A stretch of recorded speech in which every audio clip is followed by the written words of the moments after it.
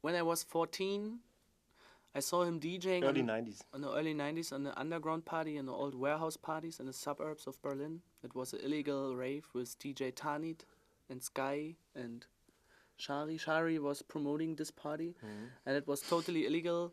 And it was the time when this camouflage jackets and with the camo colors, The camouflage, Punisher. and all this military touch into the rave that was military style at this time, like punky, outlaw, techno style DJs, DJs with dreadlocks playing acid white labels, and that was for me like wow. And I was there, and he was one of the local heroes, and I was a little raver, and I was like, oh yeah, what's that? It was totally new for me. I was just listening to Public Enemy before. I saw Shari, and he was my hero. Like, oh, I want to be like this guy. And then after a while, I started buying records, and then 5 years later, I came in to Shari's studio.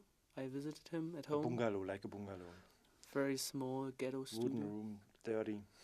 Wow. And we had the same music taste. Like we were both tired of techno. Yeah. Of all these 4/4. That was exactly the time in 1995, 96 when techno was getting more and more commercial, and the Love Parade was a big thing, and the Tresor Club was full of working Working class. drunken like Hooligans. building workers like like Yeah. drunken people. That was not the techno I wanted to believe in. That was not my idea of the whole thing. For me, it was like a religion, like lifestyle, like everything for me. Sure. Like the first electronic music I was listening to was a long time before I met him, but it was just one day.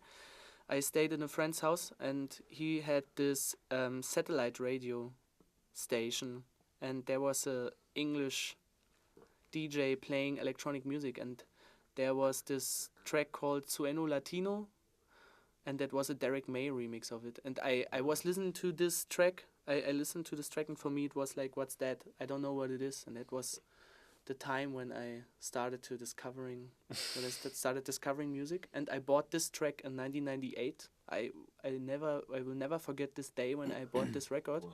I saw it in a hardware store, and it was coincidence. So I took this record and was putting it on the turntable, and for me it was like a lightning. The first date we had together in the studio, the first appointment In the bungalow. was we played he had the old Emax sampler, and we played, I guess, From for the mid-80s. It's all grey rack. totally senseless machine. 1 and, megabyte. Yeah. and we played there one dub loop, a drum loop, just one bar. Like, Your first gigs, were they with Christoph Winkler? yeah. Oh. Yeah, he was the one. He said, come on, we need something before the acts.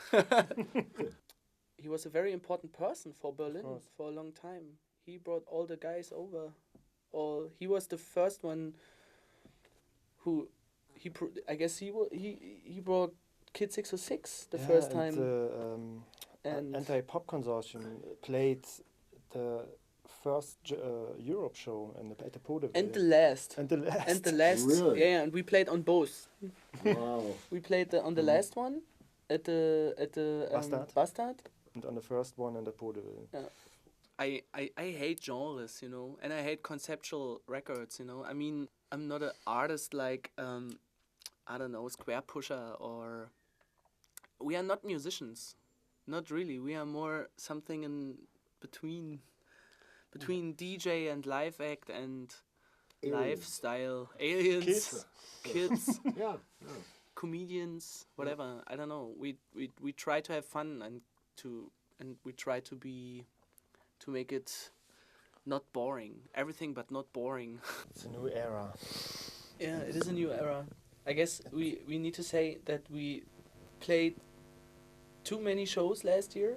Not for the people, I guess, because we have still so many requests for playing live, but for us. And it was about 110 shows. And that was too much. You need to see when you play one day, you have 2 days travel. Yeah. Because we don't play in Germany that much. I guess 90%. After this 110 shows, I was like, not I don't want to say burnout or something like that. We were just tired of playing our own music and sick of traveling and waiting. We always have a different repertoire. The thing is we can't play the same set. The complete album. Because It's too boring. yeah, the thing is, no, that's the way we work. We don't have this present play Yeah. politics. That's always very random and improvised, and that's the reason why it is so it needs so much power, because you need to be concentrate. You can't drink that much. And Or but anything after no, and when you are tired and you are not concentrate, and then you're playing these last year we had some crazy experiences. We played on festivals. We never, vielleicht soll ich das woanders hinstellen. Ich glaube hier unten war. Yeah, we didn't expect so big stages. Like we played at Tea in the Park. That's a big festival in Scotland, and that was amazing. It was like we came there, and then on the backstage we saw the Red Hot Chili Peppers boys and Pet Shop Boys, and Placebo was playing during. It's a festival for 75,000 each day. Wow. It's 4-day festival, and we played on the second biggest stage. And now it's like I just wanted to say that this traveling and this touring changed everything. With before we did Hello Mom without the picture or the idea to play it live, we just did it. And now it changed because we played so many shows, and now we know, okay, this tempo is not good for playing live. We should decide to change the tempo, or do we need a track like this on the next album? What should we do? And now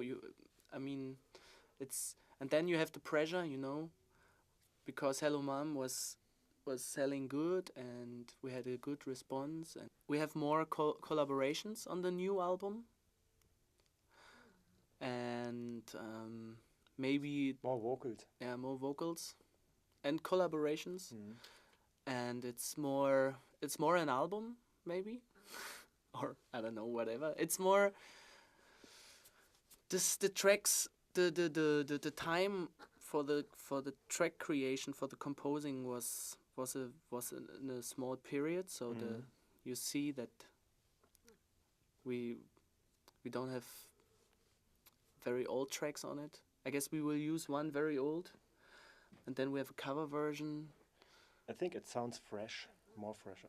Yeah, more erwachsener. Yeah, more adult. Yeah. Nothing is planned. No. You go in the studio, then he's playing an idea. We are finishing, create ideas at home. We are totally messy.